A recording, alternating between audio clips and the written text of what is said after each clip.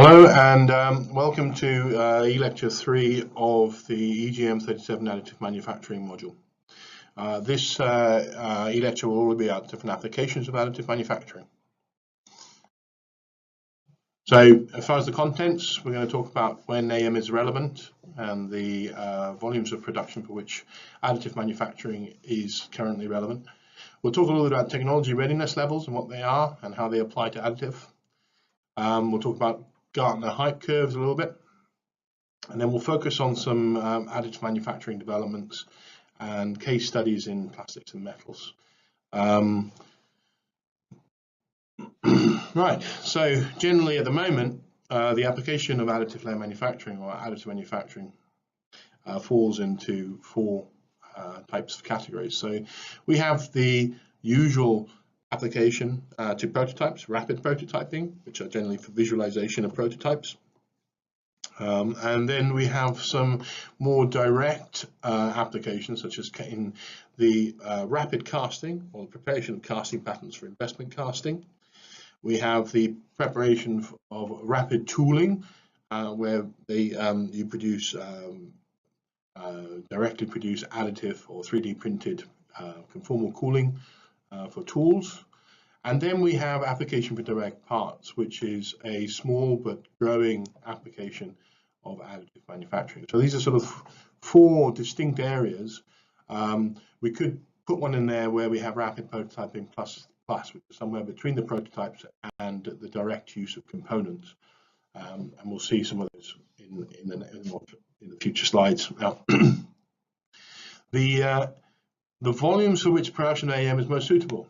Well, you can see some curves here from measurements of the production of additive manufactured parts in plastic. So this is using laser sintering, but for low volumes, and you can see a comparison there with injection molding. So you can see the injection molding curve, whereby the initial cost of the onset of getting the tooling ready it gives a high cost for parts less than around about 8,000 parts, but then once the initial layout of the tooling has done, there's a very steep drop off in the cost per unit produced. In this paper by Hopkinson and Dickens, you can see various additive machineries. Laser sintering costs, you can see, remains relatively constant. So although there is a drop off in the first 2,000 to 4,000, there is a crossover here, here, and here, which means that the injection molded cost actually becomes cheaper per unit. And this is, again, you can see it on the right for a slightly different component. And you can see how injection molding also crosses over. So they estimate here that somewhere between 8 or 14,000, after about 8 or 14,000 parts, the cost of injection molding comes down significantly to be about a half or a third of the price of the additive, and it's keep on dropping with the more parts you make. So generally, relatively low volume of parts for the plastics.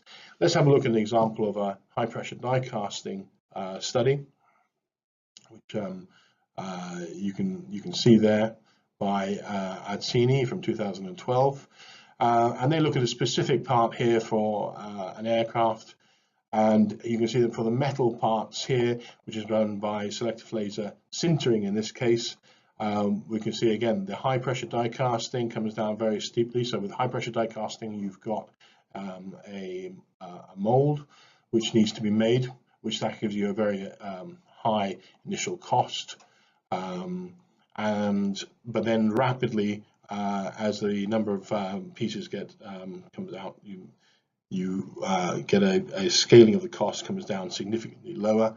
The crossover here with the selective laser sintering, they found to be around about 42 pieces. So for metal parts, the number of parts which are cost economic would have to be for very low production volume.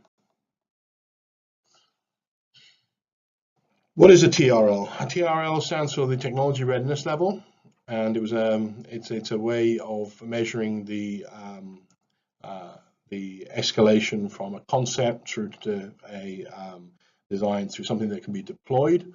And it was developed by NASA in the 80s to make sure that technologies were ready for space launching.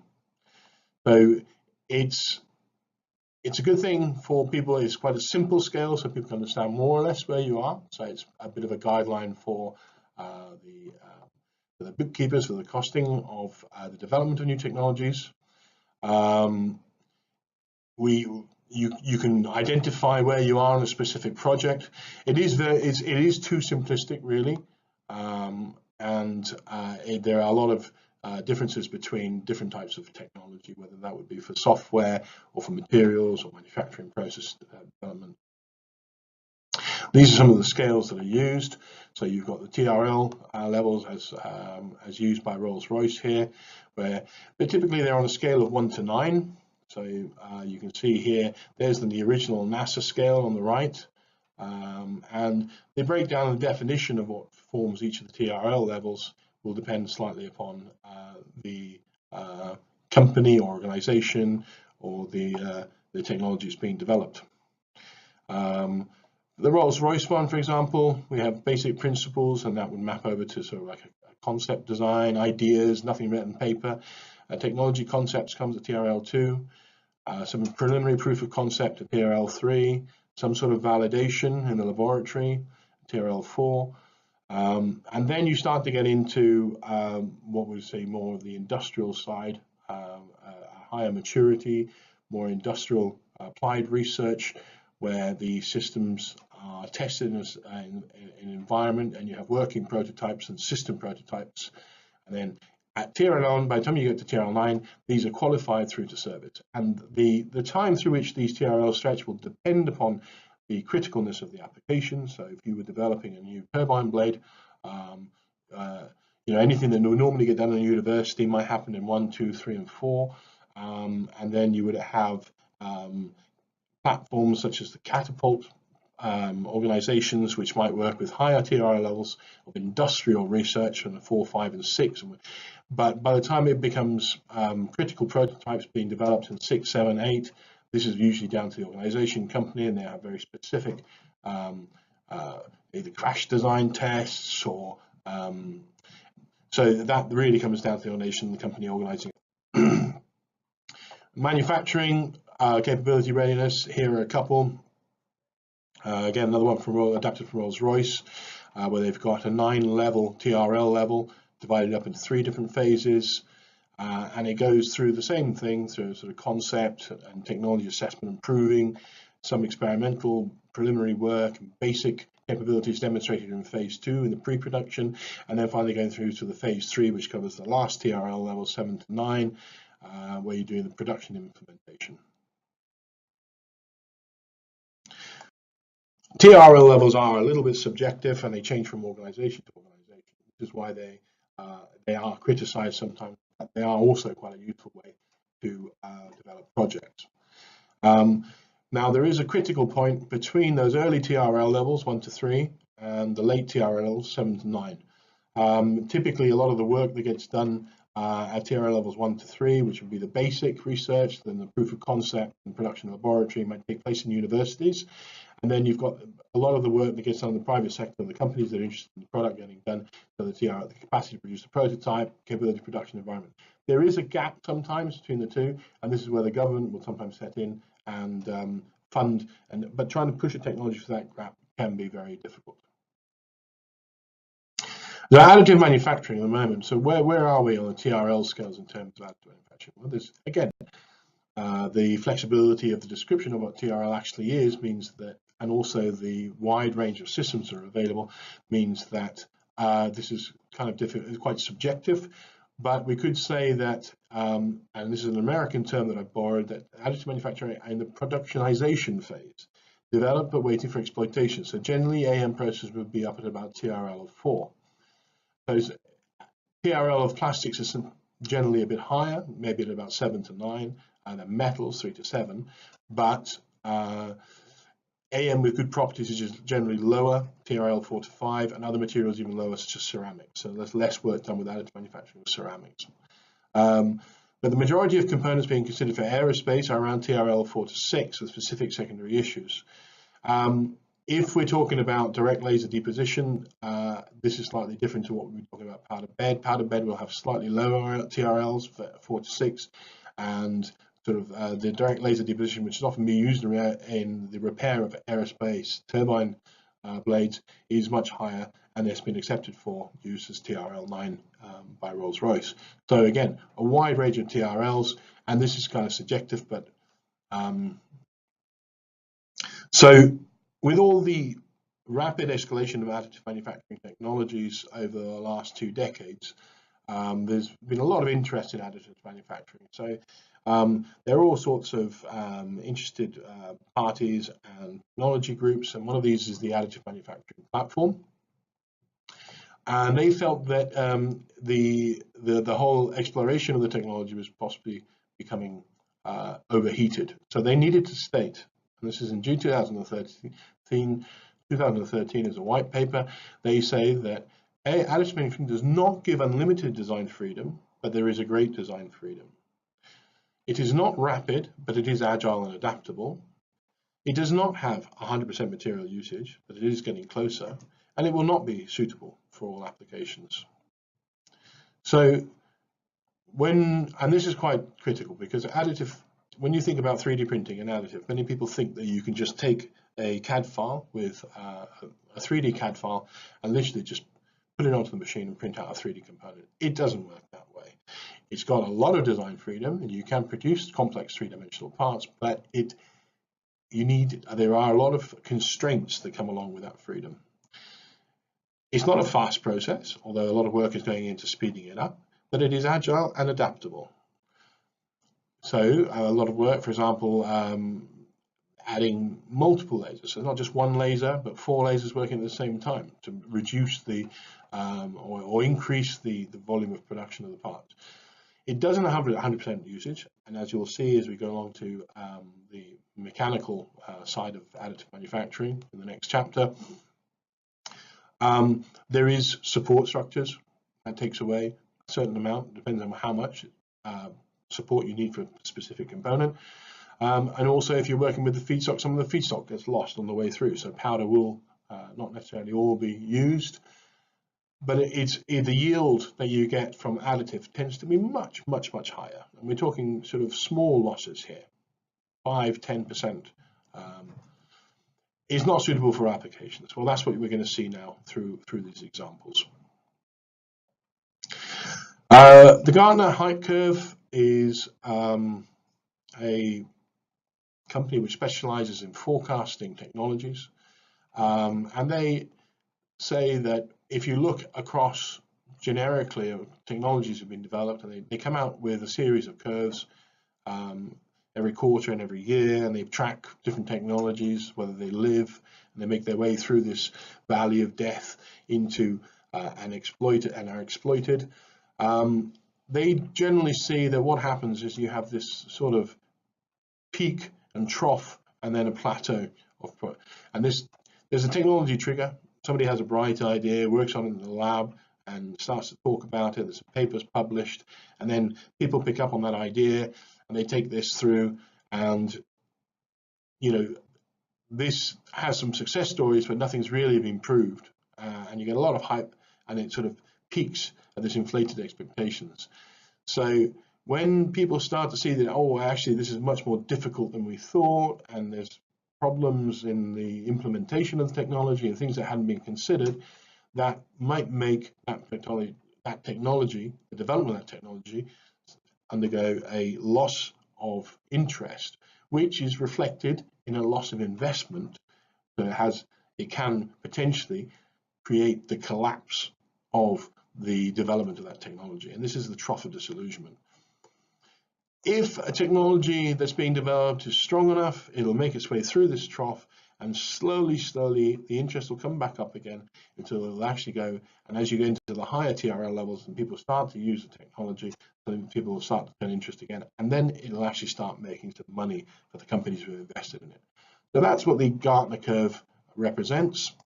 And I'm going to show you some examples. We're going to just track through some of the things. So we can see here in 2008, we had various technologies that were being looked at. So you had everything from robots to augmented reality, which is a sort of predecessor of virtual reality, cloud computing, 3D printing, lots of very interesting technologies which are on their way up towards the peak.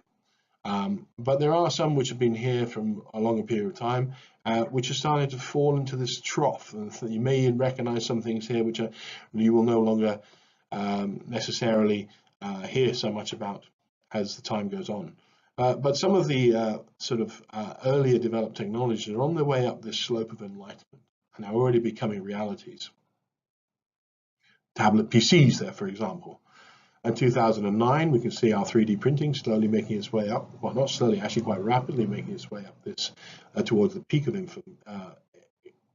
expectations.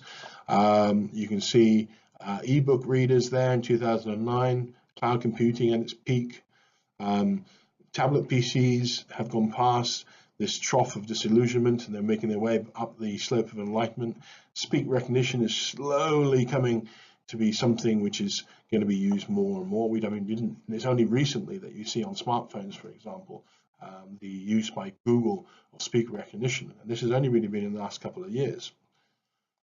Let's keep on moving our way up the time, 2010. So where have we gone with the 3D printing? Well, 3D printing is still sort of there. Nothing major, no real explosion. Nothing has happened much there, but you can see there's some more early stage technologies making their way in here. Human augmentation, speech-to-speech translation. And I'm just mentioning some of these so we can track them as we go through. What else has happened here? Well, speak recognition is still there, so nothing much really happened there. But there have been, the ebook readers have moved in 1 year from being at the peak here. They're going towards this, people are getting disillusioned with the ebook readers a little bit. 2011, 3D printing is still there. Augmented reality has worked its way around and people losing interest. Virtual worlds there. Speech recognition slowly working its way up there. Ebook readers right at the bottom, or just coming off the bottom there of the trough. So we've seen that over 2 or 3 years mapped as people have thought it was really interesting, and then poof, by 2011, 2 years later, people are no longer that interested in it. So 3D printers and scanners are at the apex of the height in 2012, survived the hype and now close to reality faster than predicted. With consumer 3D printing still facing the longest path, which is coming up here. But what you do see is, this is now for 2014, so 4 years after we started looking at 3D printing, and we can see that here it's by 2014 we're talking about production enterprise 3D printing, and you can see consumer 3D printing here. It started to wane a little bit, so it's reached its peak. Machines are going out to the shop, people are buying them in the shops and thinking, oh, all these wonderful things you do, and then actually, can you? Are they that good? You know, what else can you do with them? And then they may be breaking down, they're running out of consumables. That's the sort of thing that leads there. Anyway, so the current focus of additive manufacturing development, and it has been for probably 2 or 3 years, has been on increasing the size of build and speed of the process. So what we've seen through the processes, additive manufacturing processes we went through last time, was that the build size, particularly of powder bed systems, tends to be restricted to 250 millimeters by 250 millimeters by 300 millimeters. And although there have been in the last couple of years a couple of machines, 2 or 3 machines coming out from SLM with a 500 millimeter build, and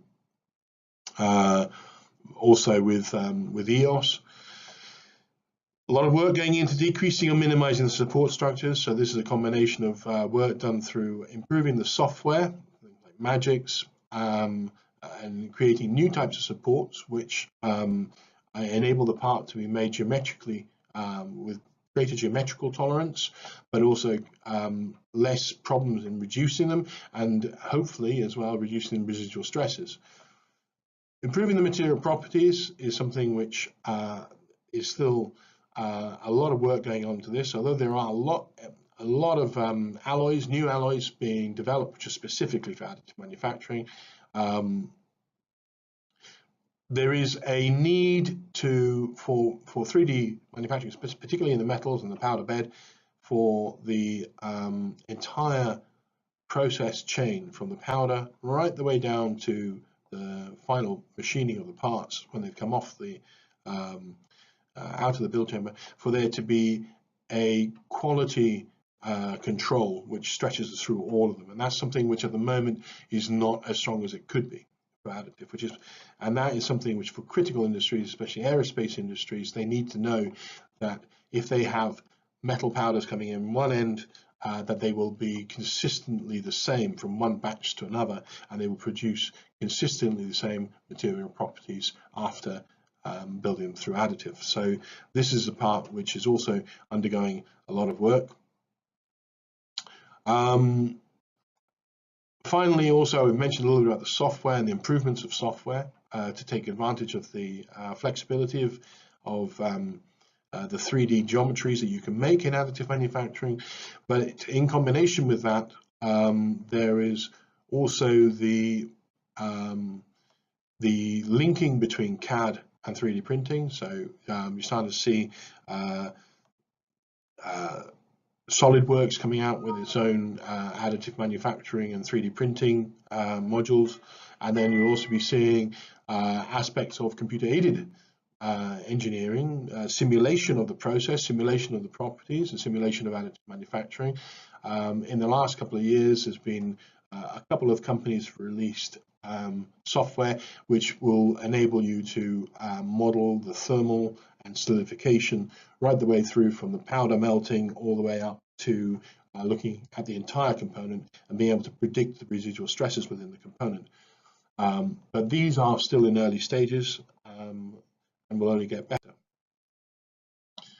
So we've talked a lot about different companies, and in fact one of the tasks for next week is in the seminar is that each of you have been given a company and you're going to go off and look for a the most recent machines which they're making, and also new machines which are prototype being demonstrated at trade fairs.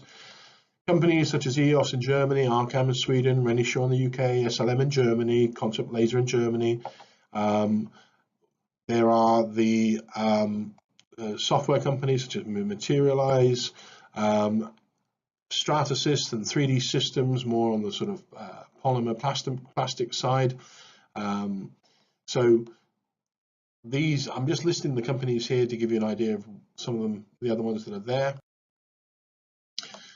Medical applications. So this e-lecture was very much about the medical applications. Sorry, about additive manufacturing applications. And medical is one of those which is probably at the most advanced for additive. It has, if you think about the low volume where additive manufacturing can successfully make components which are cost effective. And then you think also about the potential for customization or mass customization, as it's also been called, of those components. This means that an application, such as a medical application, which is specific for implants, is almost invaluable. So here, for example, you can see an implant jaw, which might be from titanium 6-4, which has been 3D printed.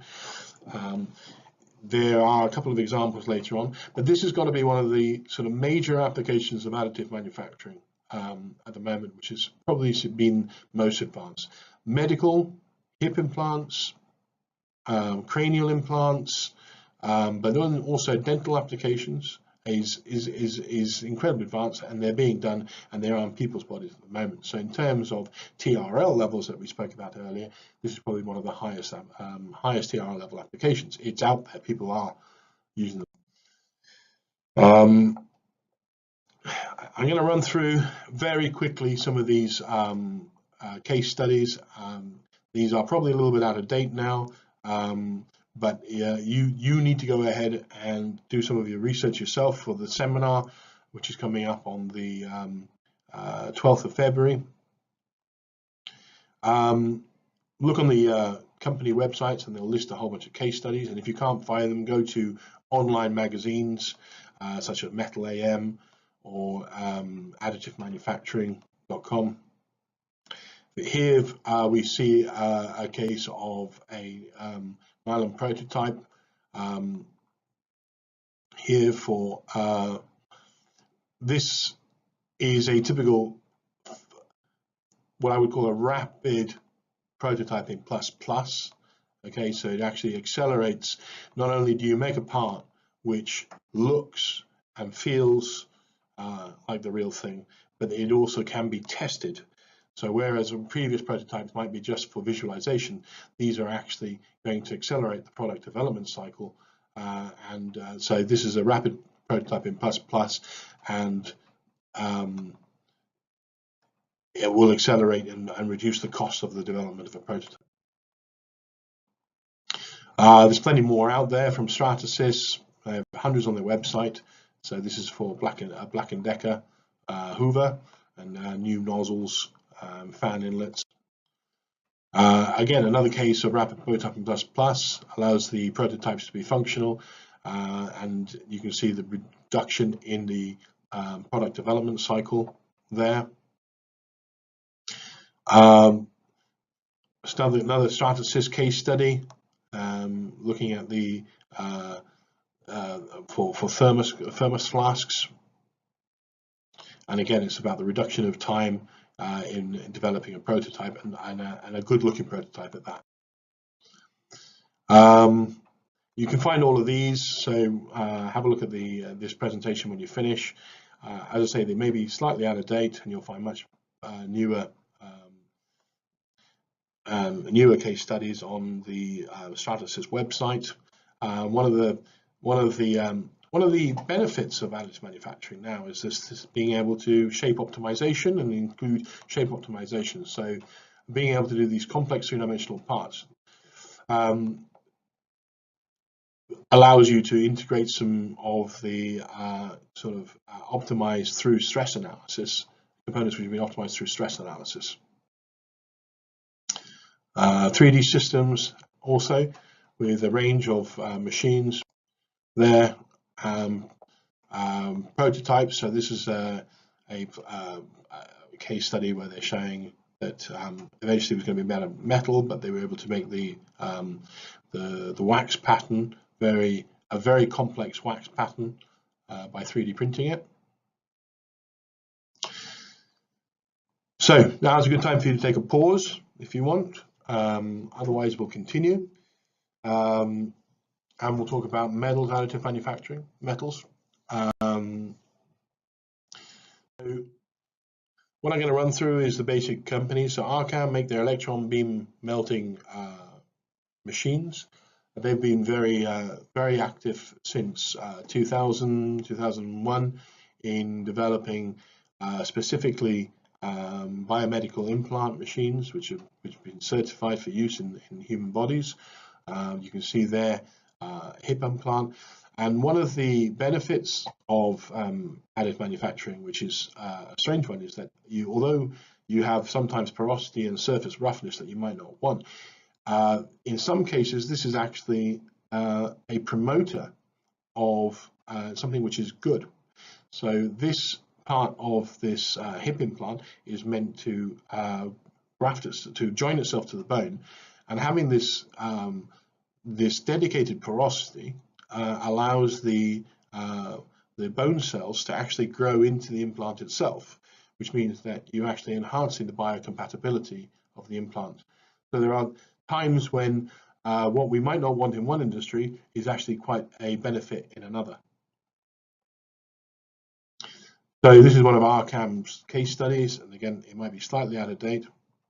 So this was a 3D printed pelvic prosthesis for somebody who had advanced cancer and bone metastasis, which means that there was a lot of deterioration of the bone in the hip area, so they needed massive reconstruction.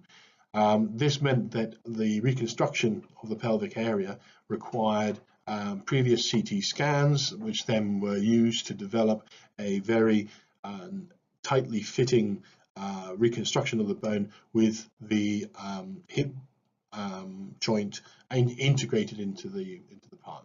This is something which might have had to be done with lots of pins and very long extended surgeries, and in this case it allowed them to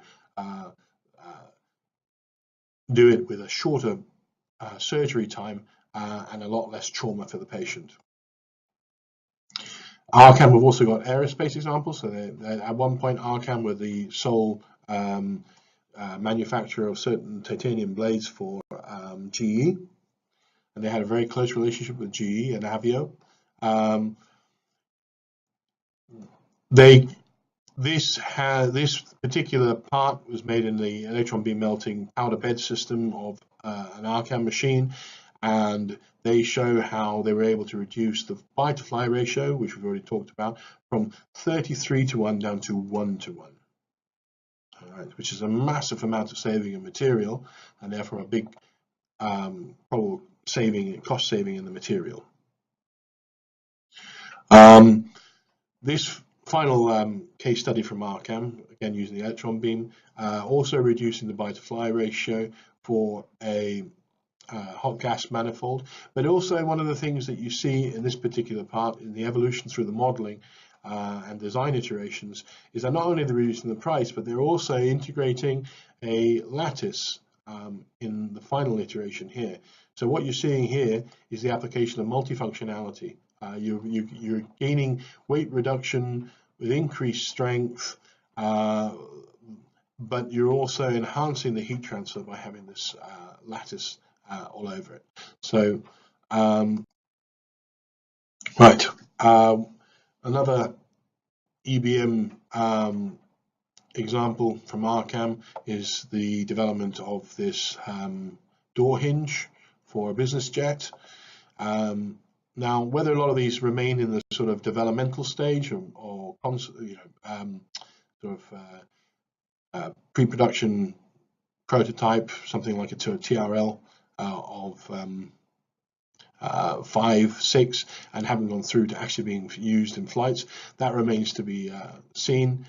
Again, this is one where the optimization of the part has led to the production of parts which would be quite difficult and laborious to make through a machining route. And it allows the optimization in the sense that reduce the volume of the material and maintain the strength.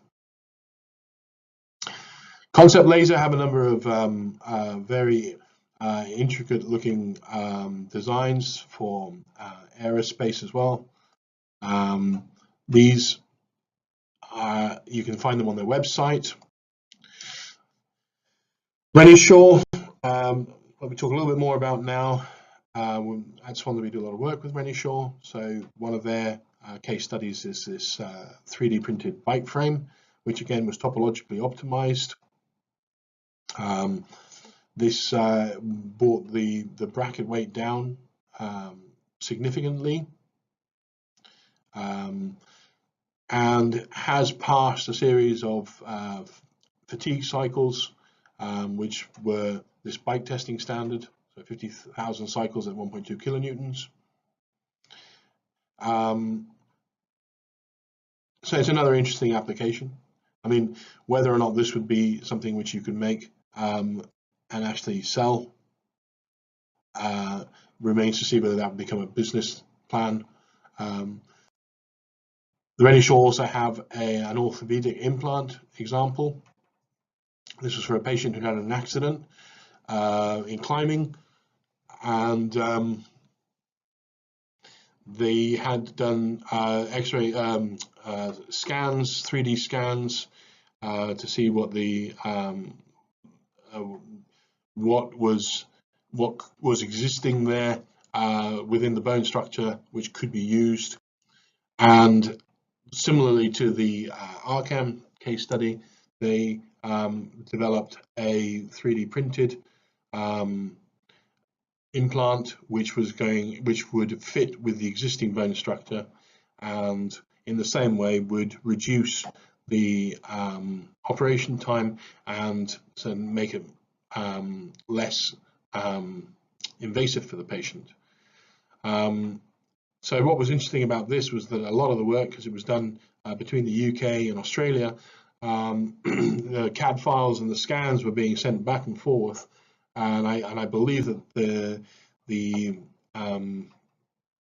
design was while the scans were done in Australia, the engineering design was done in the UK, and then the final component design was sent back to Australia, where it was actually printed on a Renishaw machine in Australia.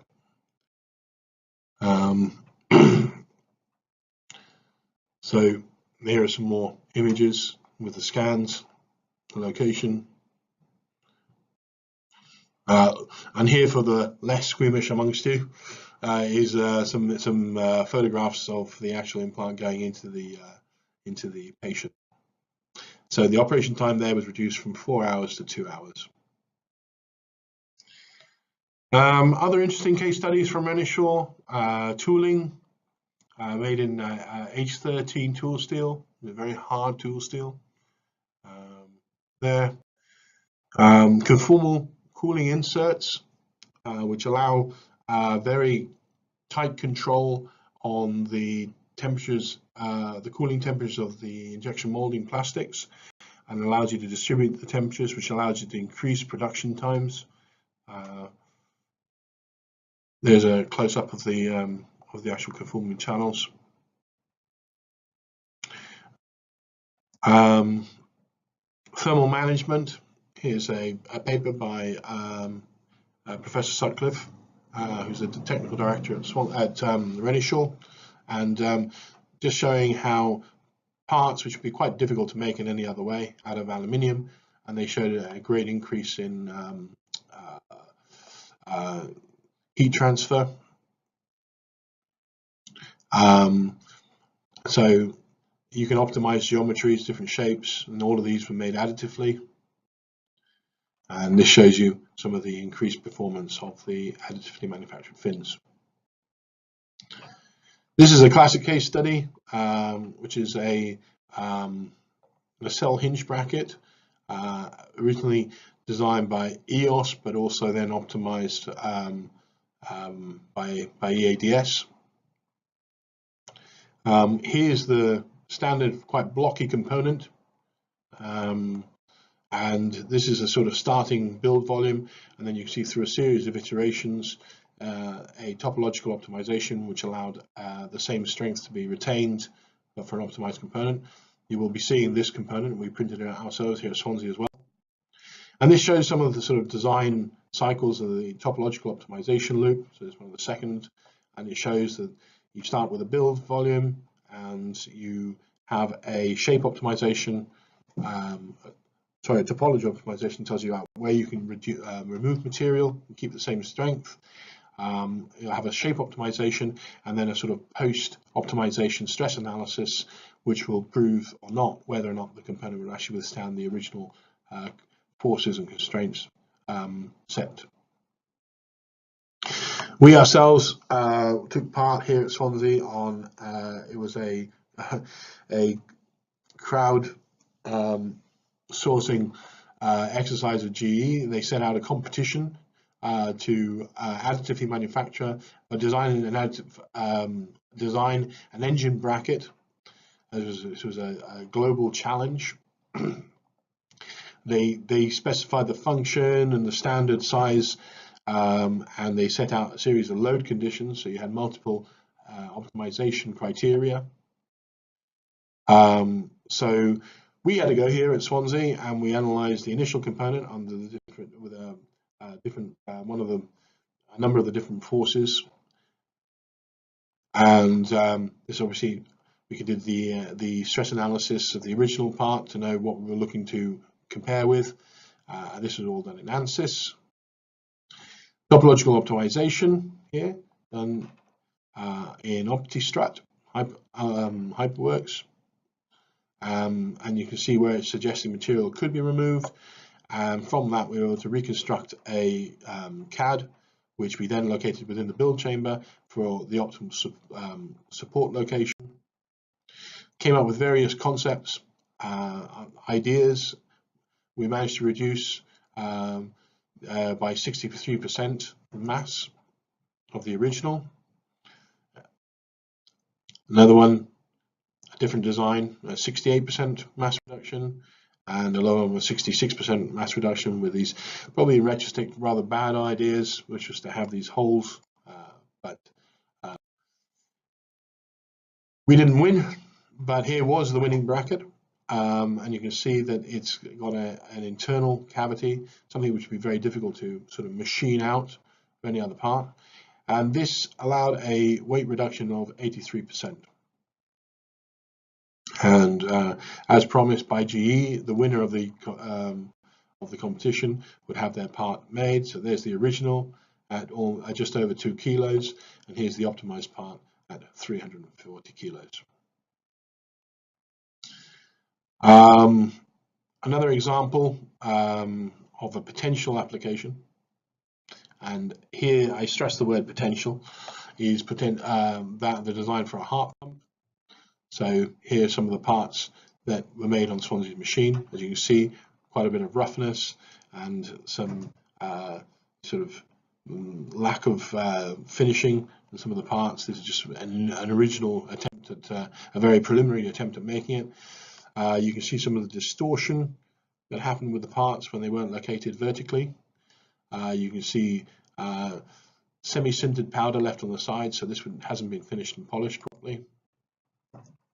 Here's some of the problems. So you do have the possibility of building at 45 degrees, so it will self-support. That would minimize the amount of support structure in this region here.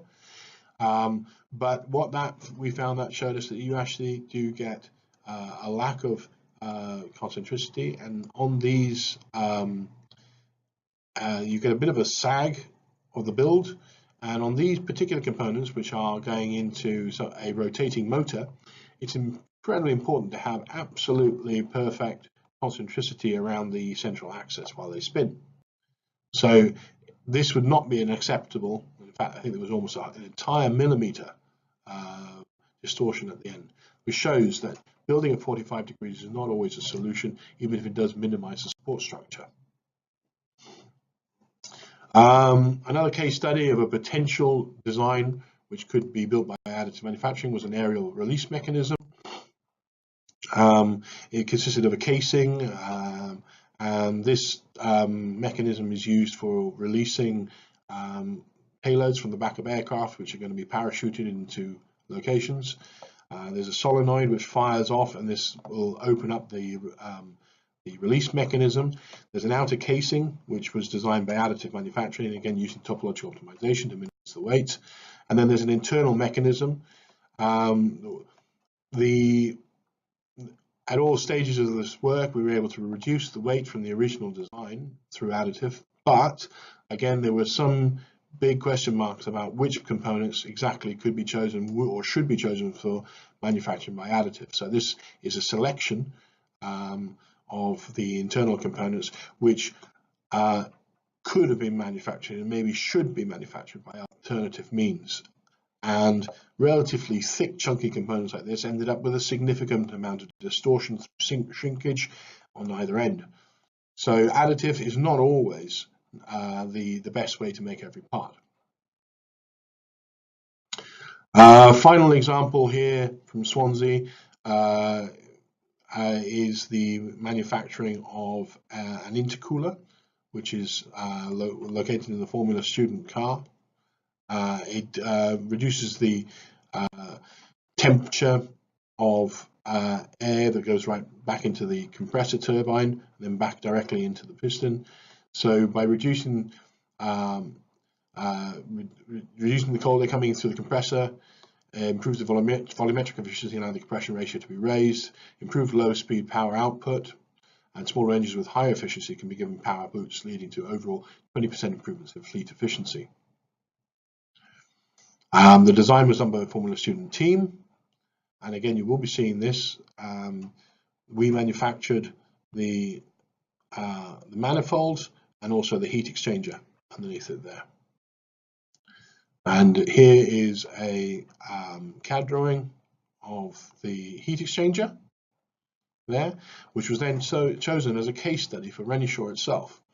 And they helped us design the final lattices on the cold air side and built it in aluminium. This was our attempt at making the intake, so the intake manifold with some fins that went inside it. And you can see here on the plate the intake manifold there. These fins that slotted inside it to guide the air, and then we built some tensile test bars, which we always use as a way of checking the material properties of the build. Here are some more images from different angles. There's the finished component. It didn't go quite as well as we hoped for. It wasn't finished 100%. It was done in quite a bit of a hurry. These here are what's left over after the support structures are removed. They're generally okay, not too bad, but if you look up closely, you find some small defects where the part was just slightly too thin. Could have been done slightly thicker. Anyway, just to conclude this rather long lecture, there are various parts where 3D additive manufacturing currently works best. So small bespoke series components, dental crowns, bridges, implants. So definitely on the medical side, a lot of work being done on the medical side. Additive manufacturing works best with its complex geometry, structures, things that you couldn't build in any other way. This could be also for thermal management, medical implants, maybe anything with internal features, conformal cooling, valve bodies. There's somewhere else where it works well, but always paying attention to how support structures get removed. And this is quite a complex set of decisions.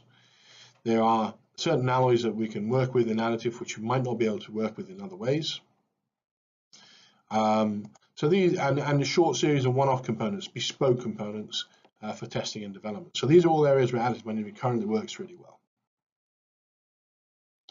Okay, so that's the end of this lecture on applications of additive manufacturing. I hope you've enjoyed. I know it's been a bit long. So if you could now go and have a go at test 3 on Blackboard, we'll talk about additive manufacturing in one of the upcoming seminars. Okay.